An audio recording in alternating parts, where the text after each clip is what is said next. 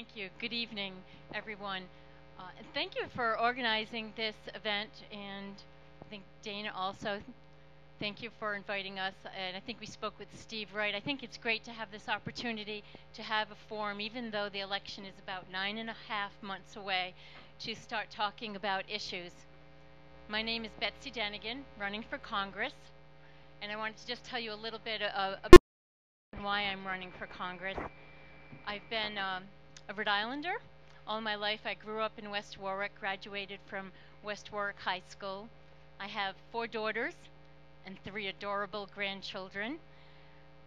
I've been an emergency nurse for, well, I'm kind of old, a long time. I'm also a health attorney, and because I have a great love of books, my family started a literacy program called Books Are Wings, and we go out and sponsor book parties for underserved children and make sure they leave every party with at least 3 books. And I've also worked as a nurse. We started a wellness center in Oneyville for underserved Rhode Islanders who either did not have health insurance or had inadequate health insurance. So that's a little bit about my professional life and my family life. But I also wanted you to know that I have been an elected official. For those of you who I don't know, and I do see a few familiar faces, I've been in the Rhode Island General Assembly as a state representative for the past 13 years. I recently resigned to run for Congress, but in the legislature, I've had many accomplishments which I'm very proud of, including something that was just signed by the governor, the Green Buildings Act. And that was something that I saw a necessity for when I looked at all the state buildings and how much we were spending on energy costs, and of course beneficial for the environment. We got together with many stakeholders. I was happy to draft that and finally get it passed after a lot of work. I also started something called the Public Health Think Tank when I realized that, wow, a bunch of legislators, and who has any healthcare background? So we started this think tank with other health professionals, physical therapists, doctors, nutritionists, so that anytime anyone had an initiative, a constituent called them, that they would know where the expertise was in Rhode Island. I also worked to start the Joint Economic Development Commission, where we looked at tax structure in Rhode Island and how we could best create jobs.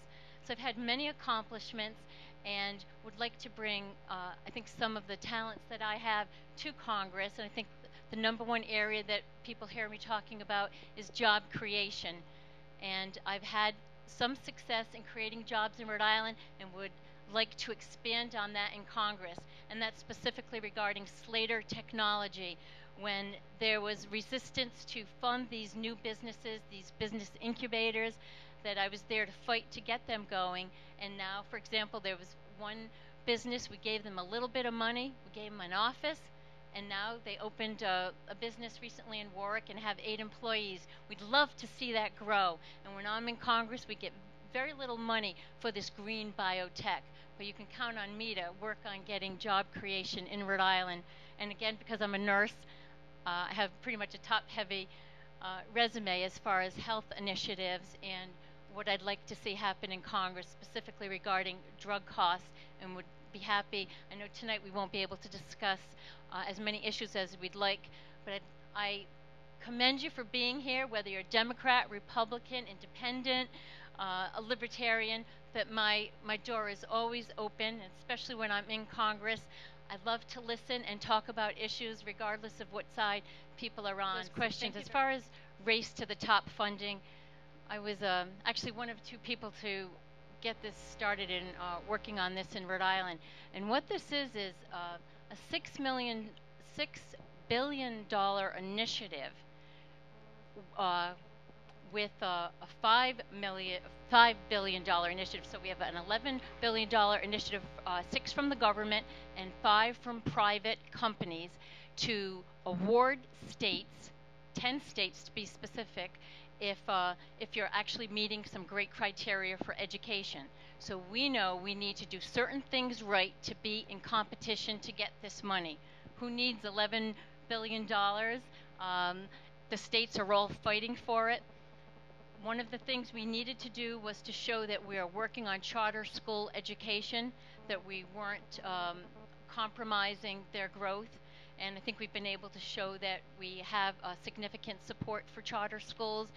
And last week they actually came out with more criteria, and there are 4 meetings being held throughout the state. There's one, I think, next week in North Kingston, if anyone can attend. This is very important. We don't have enough education money coming into the state of Rhode Island. In fact, we're one of the lowest states in educational funding in the country per capita. And when I found that out, I said, well, this is outrageous news, and something that I will make sure in Congress we're not leaving when the appropriation bill is signed unless Rhode Island gets their fair share of education money. So as far as race to the top, we're in competition. This is very important. I urge all of you to attend some of these meetings, because if the correct decisions are not made regarding what's happening in education within the next 6 months, then we're not a competitor. So that's race to the top, very important. Now, as far as health care and health care reform bill, when someone asks you, are you for that? There's actually over 600 different initiatives in that bill. We know about some of them, others we do not know. What we do know is that we need to change the system, and we need to change it, number one, for anyone who's a small business owner.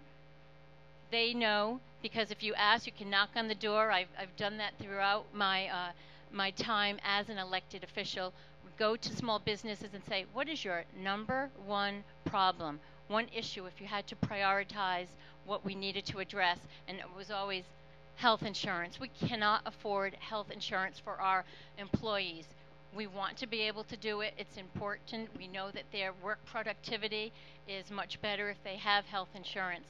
So we need to change what's happening now. With the health reform, both in what passed in the House, and we'll wait and see what we see from what comes out of the Senate. There's no money for coverage of anyone who's in this country illegally. One of the biggest problems with this health reform bill is, and I actually wrote an op-ed, I hope the Westerly Sun publishes it because I spent all weekend writing it in the Narragansett Times, was regarding health reform. Because, and I used different analogies, but I said, suppose someone asks you to go out and play baseball and they give you a bat, but they forget to give you the ball. That's what's happening with what just passed in the House, because it does not control drug costs. So we may be able to have health insurance, but if you go to your health care provider and they say, you know, whatever's wrong with you, but you need this prescription. You have your diagnosis, but you can't fill your meds. With health care reform, there's no cap on the cost of meds, and I hope, again, my op-ed gets published because it points to the significance of controlling the cost of our medications if we're truly going to have health care reform. Thank you.